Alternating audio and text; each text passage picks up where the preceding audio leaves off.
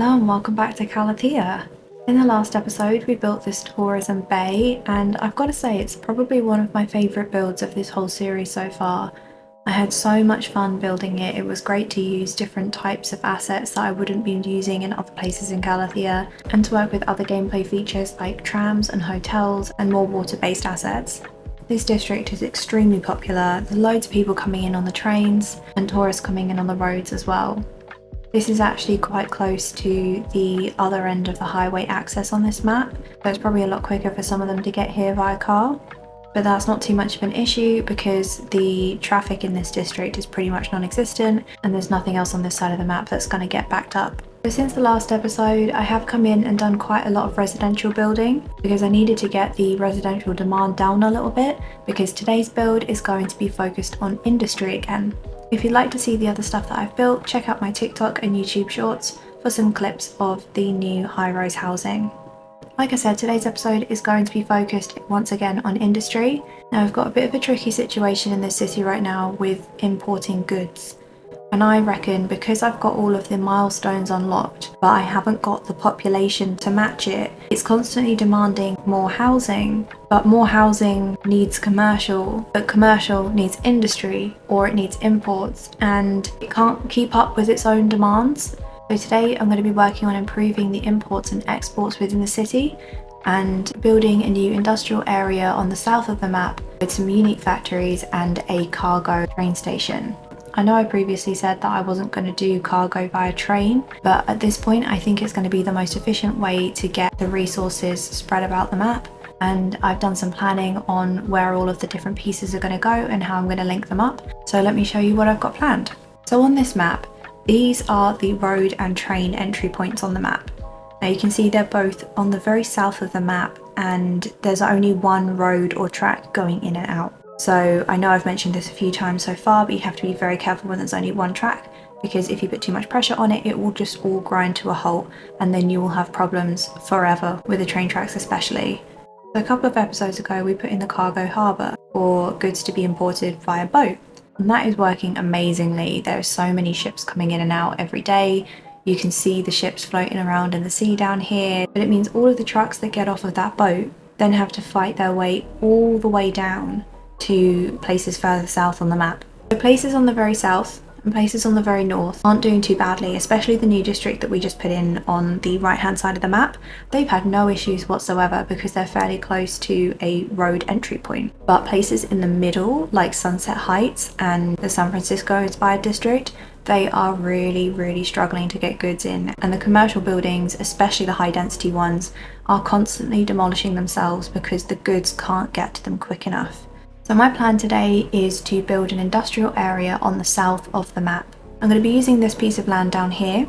It gets fairly steep as you get up to this mountain range, but there is a small amount of flat land and immediate access for goods to be brought in via train. So there is going to be a small amount of generic industry down here, and there's going to be a cargo train station. I'm then going to run a track going from this area all the way up to the oil industry area, and I'm going to link it with the cargo harbour up here. So then goods can be sent between the two and spread out where they need to go on fast tracks rather than all of the trucks being put onto the road. Now obviously that's not necessarily going to fix the issue in this district here, and I don't want to be pulling industrial lines into the main city centre, but I'm hoping that by adding extra methods of import and by taking a lot of the trucks off the road, the ones that do need to get into the centre part will have less traffic to fight with. I'm also going to be putting some unique factories on this piece of land up here, like I mentioned in the oil industry build. So the industry areas are going to be spread out quite far, but they're going to have a very fast link between them. The first thing I'm going to do today is add in the cargo train station to the oil industry area.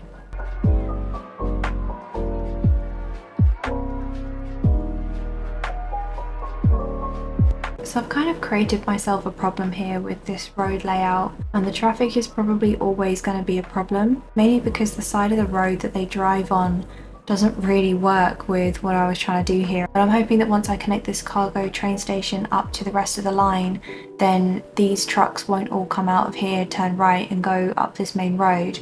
Instead, they might go left and go up to the train station instead. That's only what I'm theorising based on the quickest routes of travel. I'm going to start on the other industrial district at the south of the map and connect the lines up and see if it works.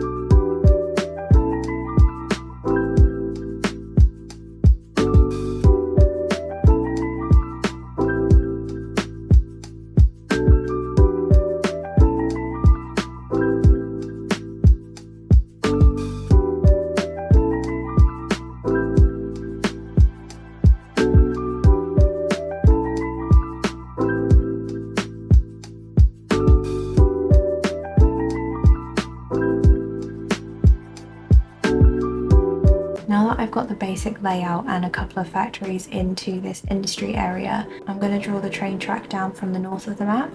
I've got cargo terminal here, and it's actually got 2 tracks in it. So one track is going to be for outside connections, and the other track is going to be for internal traffic.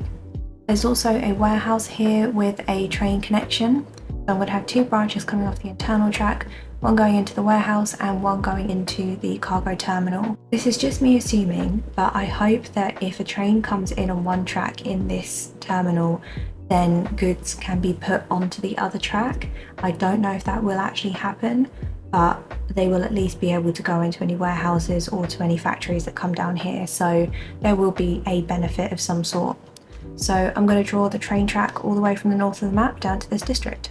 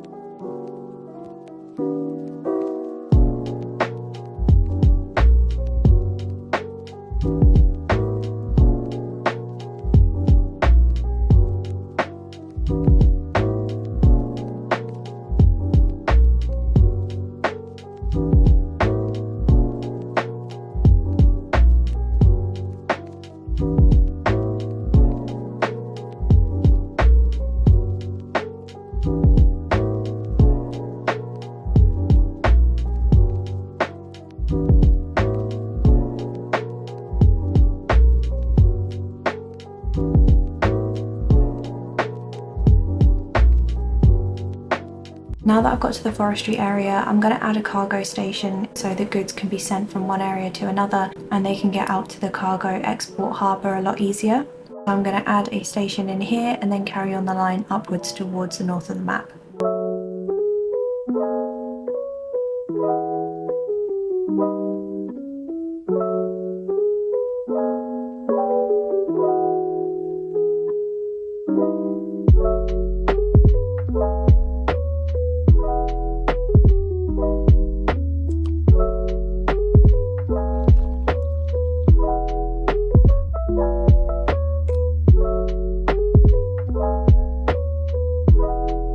I'm also going to add in a separate cargo train station for the ore industry area because this gets a lot of use as well. There's a lot of refinery plants here and they will be sending materials off to various factories.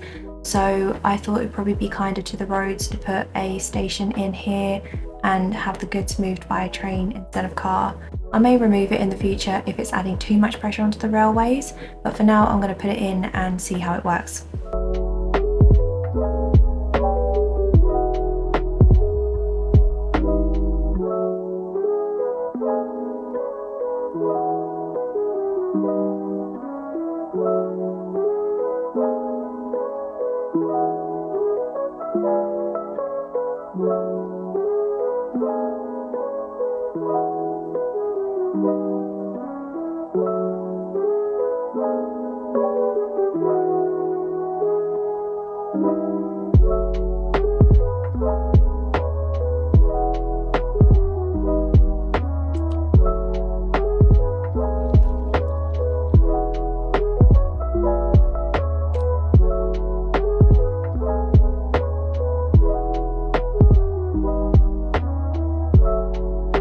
Okay, so all of the lines have been drawn. I'm not sure whether drawing internal lines will actually spawn cargo trains, but actually my question has just been answered. It does. Okay, so that track isn't connected up to any external tracks, and it has just spawned in on its own, running between the various cargo stations.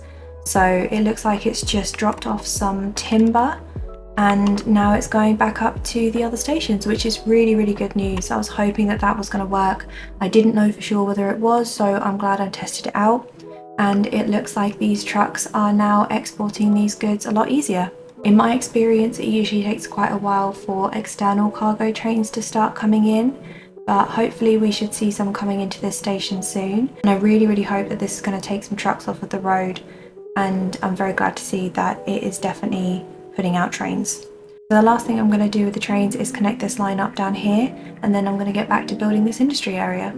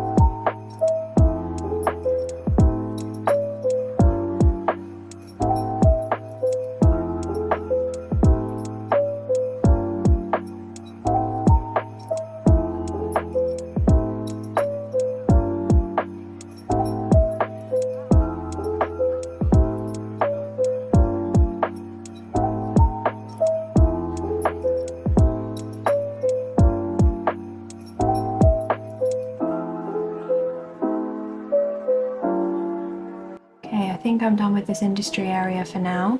There's a huge amount crammed in here. I actually lost track of how many unique factories are here. The factories that we've got in here are modular house, food, clothing, toy, sneaker, electronics, and printing. I think that's all of them. There may be more that I can't even remember putting in. I tried to dot some smaller assets around because some of these are huge. Like that electronics asset is massive.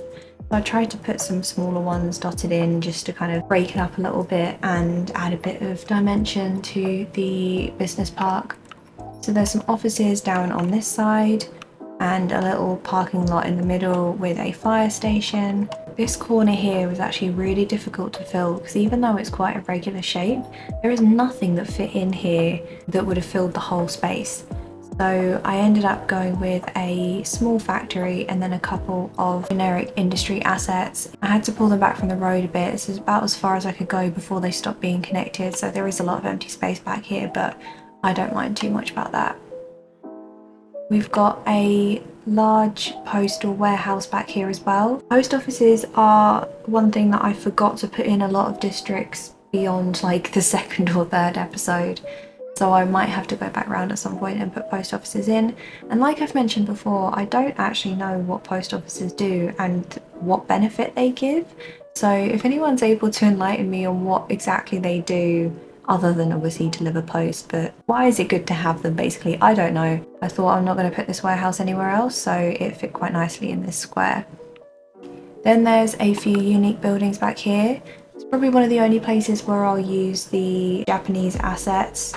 I believe this one here is a robotics research center and it actually looks like a robot, like one of those ones from Black Mirror, which is a bit creepy, but it looks kind of cool in this space. And there's an office block up here and another one down here.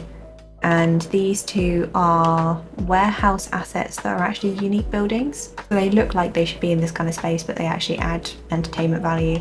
Large car park through the middle here, and trucks are using it more as a turning circle than anything else, but I thought with all the unique buildings around, I don't want there to be loads of cars on the road, so I'm sure this will get filled up over time. A bunch of generic industry assets back here. There's a few smaller ones down the back of this cargo hub, and this very long thin police station again, because it fit perfectly in this space actually, and I needed something to fill back there and I didn't want to just keep using these 2x2 assets all the way along.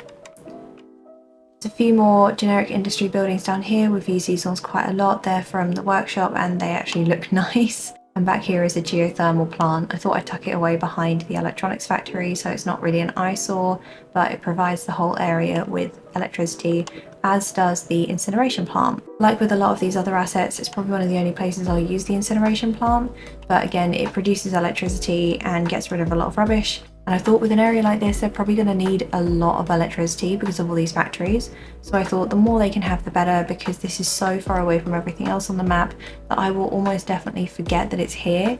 I don't want there to be problems with cargo movement and exporting that I am not aware of because it's so far away. There's trains coming in and out of this area constantly. They're using both the warehouse and the cargo terminal. It doesn't look as though my theory about the trains coming in on the internal line and shifting their goods over to the external line works, but they seem to be using it more for getting the goods to the unique factories in this area, which is really good. It means there's much less trucks on the road, and you can see when they come in actually that they have goods from most of the areas on all trucks. So they'll have containers, they'll have the oil silo things, they'll have the coal. Sometimes they have farming goods and logs as well, which is quite cool to see all the different types coming in and out. But yeah, it's in constant use, and luckily this area isn't actually too clogged up with cars and trucks, so I'm quite happy about that. I'm not sure how much of a positive impact it's had on the rest of the map yet. I have checked a couple of times and it is still pretty bad in some areas, but it's just one particular area. It's right in the center of the map and it's one of the most populous districts that we've got. So I'm kind of not surprised that that one's the worst. And I'm sure that over time, as things get closer together and there's more routes in and out of places, it won't be as bad, but I don't think this has fixed that problem just yet.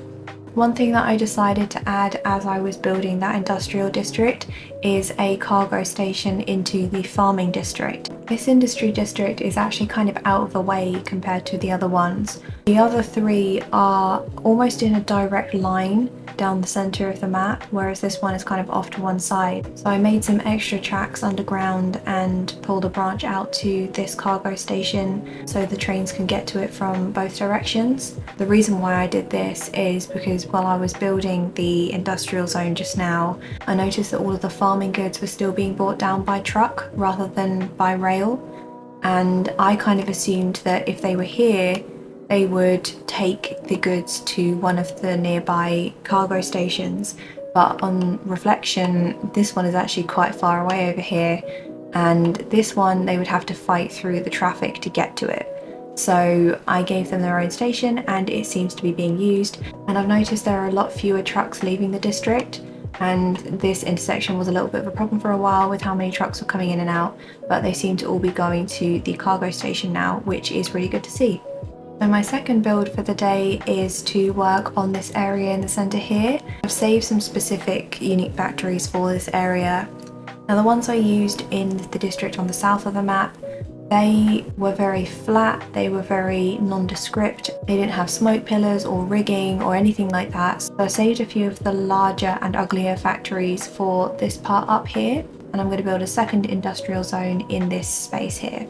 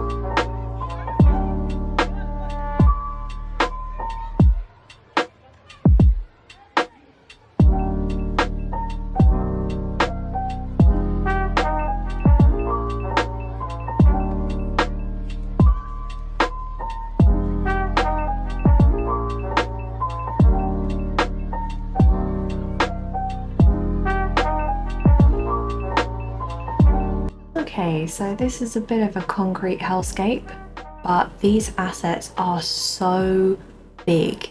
And this was a big space, and I could barely fit 2 factories in this area, but didn't realise quite how big the ones that I left were. So I had to do a little bit of moving around to get them to both fit in. So in this space, we've got the petroleum refinery, the soft paper factory, and the industrial steel factory. Now this one is a different colour to all of the rest of the assets, and I guess that kind of makes sense because it's steel and metal and maybe it's meant to look rusted, but it's kind of annoying me how it's got that orangey tone when everything else is either grey or white in this area, but I think I can look past that.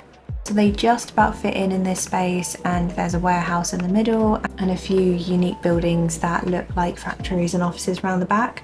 I tried to make this entrance here look a little bit more official with these unique building assets that I've used in a few different places, and there's a small car park down here just to fill in this gap between this unique building office and the factory behind it. There's actually loads of people on the roof up there, which is quite sweet.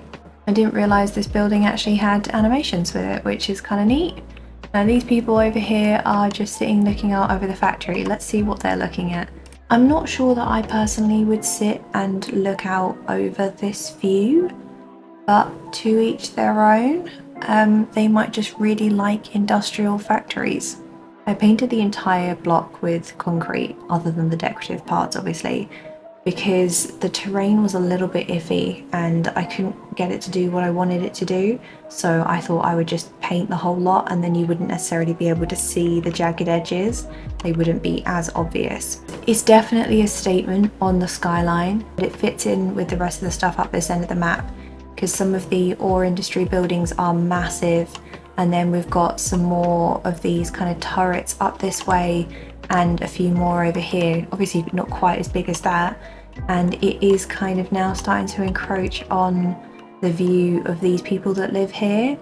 But I might be able to do something in the middle to kind of block that a little bit, like maybe some more dense trees or some taller buildings around the edge to just block the view from these houses.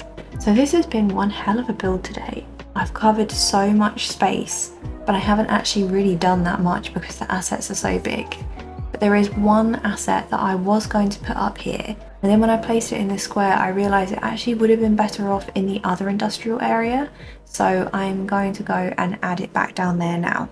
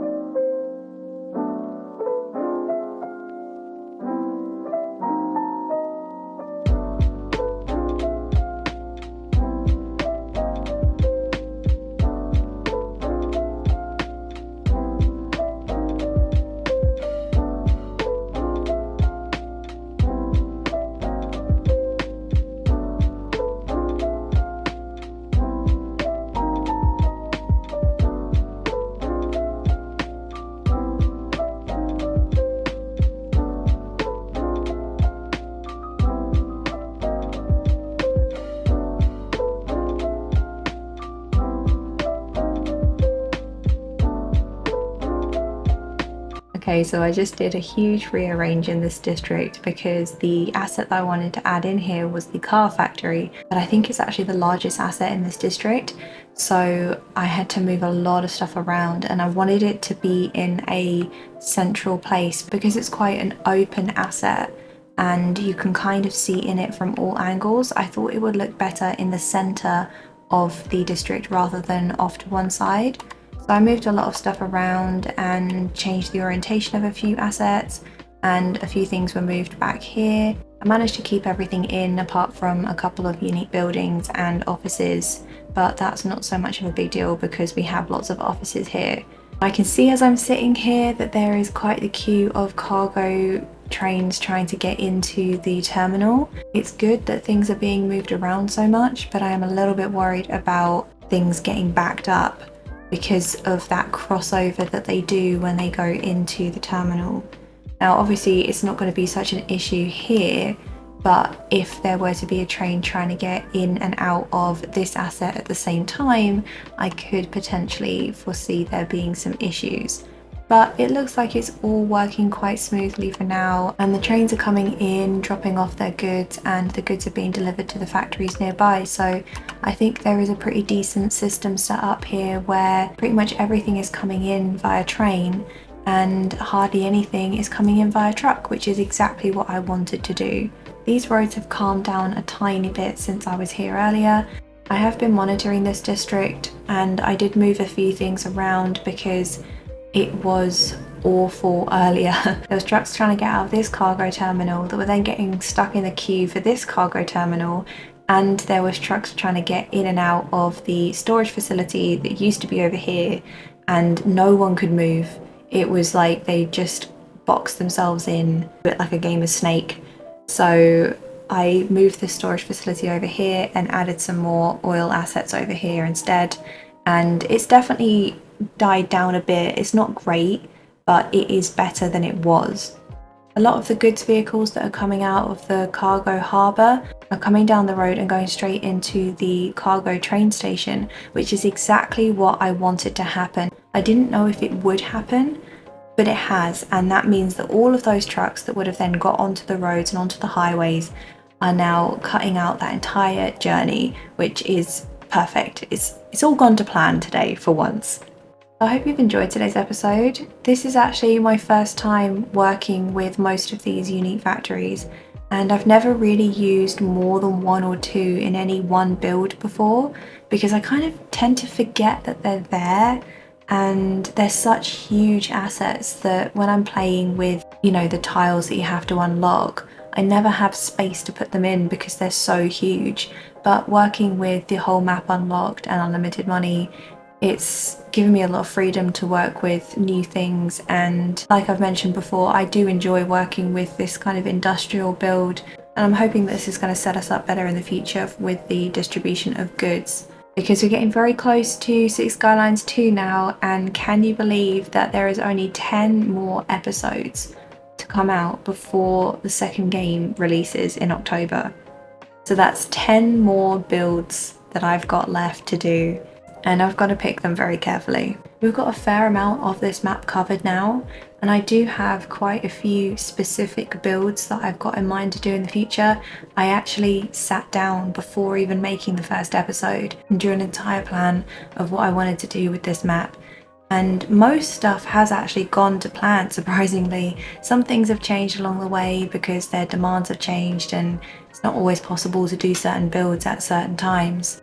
I'm happy with the amount that we've got covered so far, and I am coming in and adding and tweaking things in between episodes because we just don't have enough time to show everything. But if you are interested in seeing that extra content, then check out my TikTok and YouTube shorts for a few kind of on the ground views of the extra stuff that I've put in. In the next episode, I would like to make a start on the super high rise area of Calathea, and that is going to be this little piece of land down here. It's a little bit rocky. I'm going to have to do quite a lot of terrain adjustment, but it's going to be the IT and high-tech business centre of Calathea. So expect a lot of really super tall buildings and technology and a lot of public transport. And I may even put in one of the other methods of public transport we haven't done yet and try out a monorail. I feel like a monorail feels more natural in a super densely built up place. That's all that I've got for now. Thank you so much for watching, and I'll see you in the next one.